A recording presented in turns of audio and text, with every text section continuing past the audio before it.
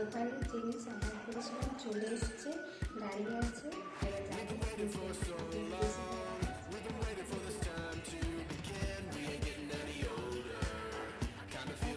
যাবো গোপালের ড্রেস এখনই চলে এলো 50